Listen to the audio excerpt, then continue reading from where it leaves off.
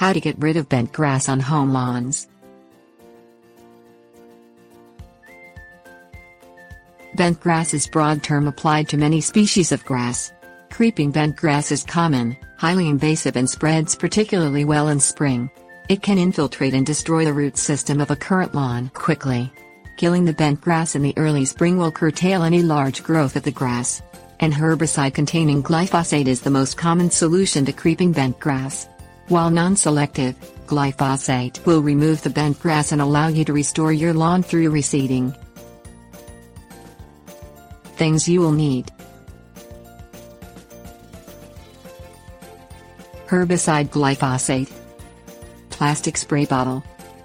Fill the plastic bottle with the herbicide containing glyphosate. Aim the sprayer approximately 5 to 7 inches away from the bent grass and soak the blades with the herbicide.